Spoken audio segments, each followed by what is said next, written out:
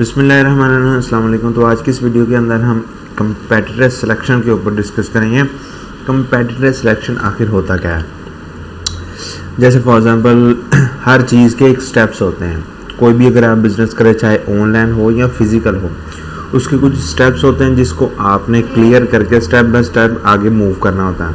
तो इसीलिए जब आप अमेज़न के ऊपर बिज़नेस करते हैं तो वहाँ पर आप जैसे अगर बेसिक स्टेप्स की बात करें तो प्रोडक्ट हंटिंग होगी, सोर्सिंग होगी, शिपमेंट प्लान क्रिएशन हो गया, लॉन्चिंग वगैरह, ये सारी चीज़ें और लिस्टिंग वगैरह जितनी भी है ना, ये आप स्टेप बाय स्टेप जाते हैं जो कि बेसिक पॉइंट है। मगर इसके अंदर कुछ ऐसे पॉइंट्स भी होते हैं अगर जिनको आप इग्नोर करें ना तो आपका जो बिज़नेस है ना वो बहुत ज़्यादा नुकसान उठाता है। तो इनमें से एक पॉइंट ये भी है कि कंपेटिटर सिलेक्शन, इसको आप पॉइंट कह सकते हैं, स्टेप कह सकते हैं, जो भी आपको ईजी लगे आप उसको कह सकते हैं। अगर आपने प्रोडक्ट हंटिंग कर ली, प्रोडक्ट हंटिंग के बाद तो वैसे तो लोग कहते हैं कि आप अब प्रोडक्ट सोर्सिंग करें, मगर उससे पहले कुछ ऐसे बहुत सी चीज़ें होती हैं जिसको हमने क्लियर करना होता है। एक पूरे रोड मैप की वीडियो भी मैंने ऑलरेडी शेयर की हुई है, उसको भी आप चेक कर सकते हैं, मगर यहाँ पर तो हम स्टेप बाय स्टेप चलेंगे। तो जैसे ही आपने प्रोडक्ट हंटिंग कर ली, प्रोडक्ट हंटिंग के बाद आपने अपना कंपेटिटर सेलेक्ट करना होता है। कंपेटिटर वो होता है जो कि आपकी नीश के अंदर या जो भी प्रोडक्ट आपने फाइंड करना है उस पेज के ऊपर, उस नीश के अंदर, उस कैटेगरी के अंदर कौन से ऐसे सेलर्स हैं जो कि बहुत थोड़े टाइम पीरियड के अंदर बहुत ज़्यादा सेल्स लेके जा रहे हैं with low reviews, low price, ये सारी चीज़ें वो किस तरह मैनेज करना है। तो आपने उसको अपना आइडियल बना लेना है। वो जो स्ट्रेटजी यूज़ कर रहे हैं ना, वो स्ट्रेटजीज आपने अपनी यूज़ करनी है और फिर वहाँ पर उसके अकॉर्डिंग लॉन्चिंग कर देनी है। उसको कंपेटिटर कहते हैं और बहुत से ऐसे कंपेटिटर आपके सामने शो हो जाते हैं जब आप प्रोडक्ट हंटिंग करते हैं। और आपको कैसे पता चलेगा कि कौन सा हमारा आइडियल कंपेटिटर होगा, किसको हम सेलेक्ट करें। तो आज की इस वीडियो को इसी के ऊपर डिस्कस करेंगे। जी, तो यहाँ पर हम अमेज़ॉन की वेबसाइट के ऊपर आ जाते हैं। कोई भी प्रोडक्ट होगा, फॉर एग्जांपल अगर हम बात कर लेते हैं बेबी टॉवल की, तो उसको हम सर्च करते हैं। सर्च करने के साथ साथ आपने कुछ पॉइंट यहाँ पर अपने माइंड में रखने होते हैं कि यहाँ पर जो भी कैटेगरी है ना वो सारी आपने आल के ऊपर रखनी है। और उसके अलावा यहाँ पर वो लोकेशन सेट करनी है जिस मार्केट प्लेस के अंदर आप वर्क कर रहे हैं, उसकी ही यहाँ पर लोकेशन आपने सेट करनी है। जैसे अगर हम यूएसए की बात करें तो वहाँ पर 10001 इसको हम अप्लाई करें।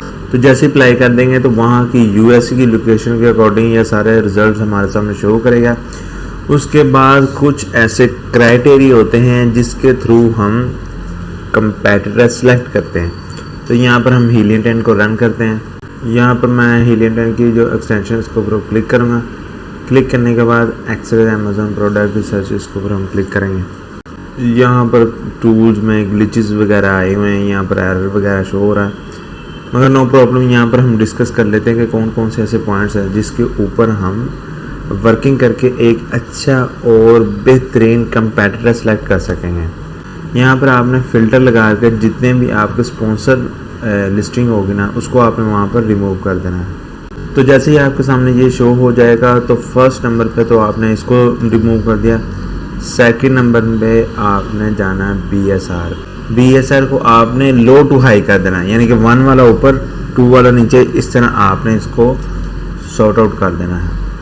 फॉर एग्जांपल मैं यहाँ पर कर देता हूँ, ये देखें जो सबसे लो है ना वो ऊपर आ जाएगा, इसी तरह जो जिनका ज़्यादा है वो ऐसे तरतीबवार नीचे हो जाएगा। होने के बाद फिर ये पहला पॉइंट है, पहले पॉइंट में आपने इसको BSR को इस तरह करना है। और दूसरे नंबर पर फिर आपने उन सेलर्स को, उन लिस्टिंग को आपने देखना है जिनके रिव्यूज़ 100 या 100 से कम है, वो आपने यहाँ पर लिस्ट आउट कर देने हैं। फॉर एग्जांपल यहाँ पर हम चेक करते हैं, नीचे एक्सप्लोर करते जाते हैं और यहाँ पर कुछ ग्लिचेस वगैरह आए हुए हैं, टूल सही वर्किंग नहीं कर रहा, मगर फिर भी मैं आपको दिखा देता हूँ कि ये जो SP है ना, स्पॉन्सर प्रोडक्ट है, ये यहाँ पर रिमूव नहीं हो रहे, मगर आपने इसको लाजमी यहाँ पर फ़िल्टर करके रिमूव कर देना है। इनको हम कंसीडर नहीं करेंगे, जो दूसरे प्रोडक्ट है ना उसको हम कंसीडर करेंगे और यहाँ पर उसके रिव्यूज़ वगैरह हम चेक कर लेते हैं। 100 या 100 से कम वाले या थोड़े बहुत अगर ऊपर हो भी, जैसे ये 75 है, इसको हम कंसीडर करते हैं।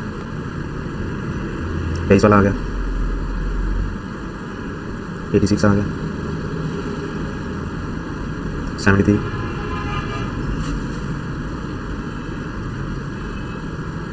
98 आ गया, 43 आ गया। ये भी एसपी है, इसको हम कंसीडर करते हैं। 60 वाला, 72, ये सारे एसपी हैं जी। तो 10 हमारे पास हो गए, ये आप जहाँ पर देख सकते हैं कि जो आप हमने सेलेक्टेड की है, और 10 आपके पास हो गए। अब आपके पास एक 10 की लिस्ट आ गई। इन 10 में से आपने टॉप के 3 एसेंस को आपने कलेक्ट करना है। टॉप के 3 एसेंस क्या हो गए? फॉर एग्जांपल आपने ऐसे सेलर्स देखने इन टॉप में से जिनकी लिस्टिंग एज बहुत कम हो, जिन्होंने न्यूली लॉन्च किया हो, पहला ये। दूसरे नंबर पे ये कि रेवेन्यू ज़्यादा से ज़्यादा जनरेट कर रहे हों, और तीसरे नंबर पे में ये कि उनके रिव्यू सबसे कम हो, ठीक है। चौथे नंबर पे ये कि उनकी प्राइस भी एवरेज हो, उस मार्केट से ना ज़्यादा हो ना लो हो, ठीक है। उसके बाद अगले पॉइंट में जो कि बहुत बड़ा और बेसिक पॉइंट है, वो भी मैं आपके साथ डिस्कस करता हूँ। और आपने उनका डिज़ाइन भी वो देखना है जो कि उस मार्केट में ज़्यादा सेल आउट हो रहा है। जब आप एक्सप्लोर करेंगे, जब आप अमेज़ोन की साइट को खोलेंगे, तो फर्स्ट पेज पे ही आपके सामने जितने भी रिज़ल्ट आएंगे ना, उसमें से आप इजीली चेक कर सकेंगे कि कौन सा ऐसा डिज़ाइन है जो कि ज़्यादा सेल आउट हो रहा है, कौन से ऐसे डिज़ाइन की लिस्टिंग वगैरह ज़्यादा। तो ये 5-6 पॉइंट है, वो आपने अपने माइंड में रखते हुए इन 10 में से आपने फिर वो सिलेक्ट करने हैं, और टॉप के 3 आपने सिलेक्ट कर देने हैं।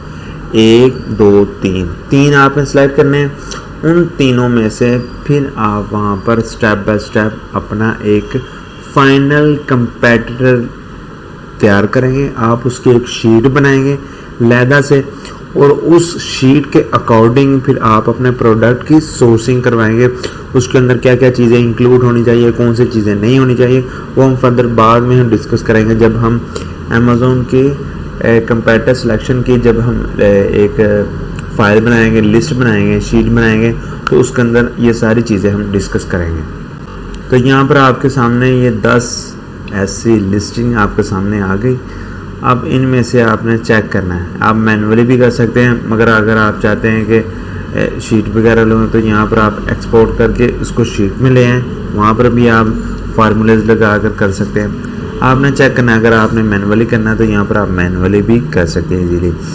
इस तरह आप ये 4-5 पॉइंट हैं, और एक आखिरी पॉइंट बहुत इम्पोर्टेंट पॉइंट है।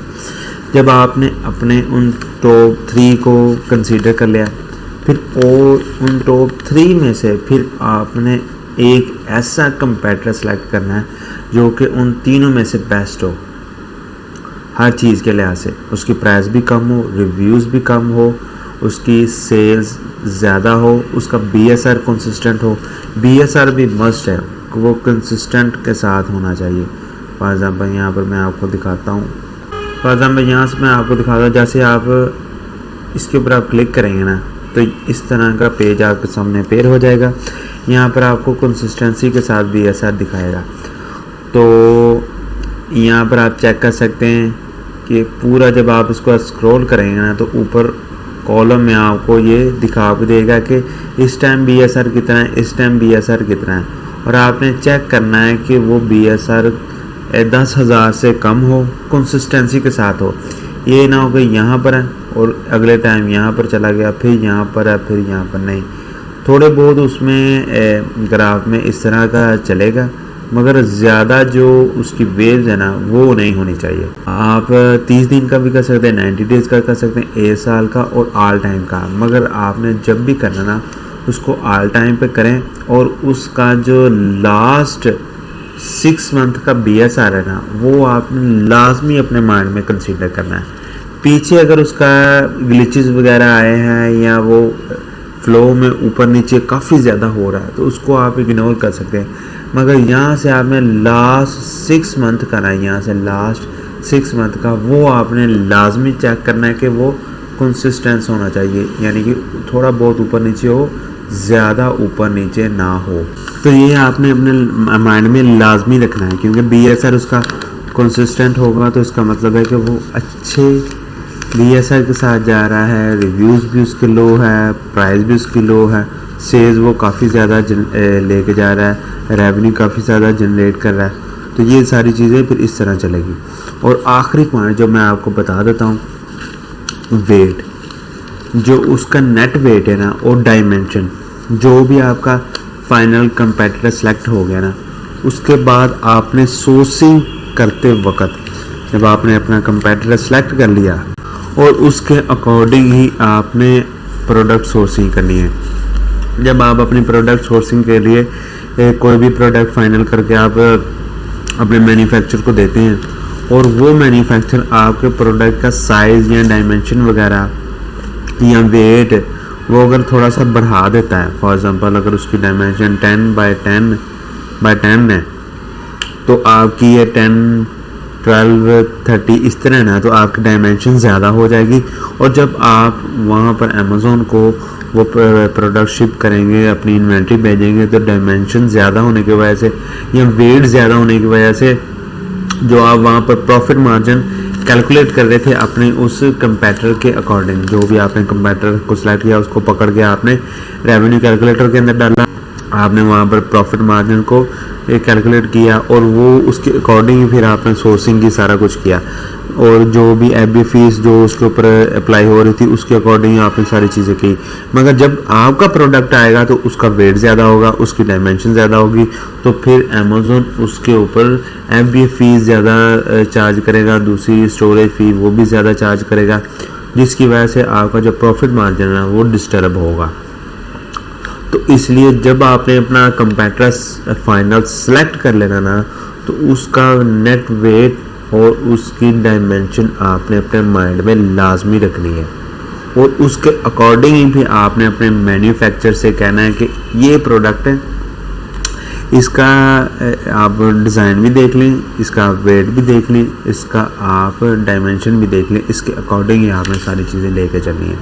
तो ये 4-5 पॉइंट है, जो कि पॉइंट के अंदर भी दूसरे पॉइंट है, तो ये इस तरह आपने मैनेज करना। मैं आपको एक फिर शॉर्ट बता देता हूँ।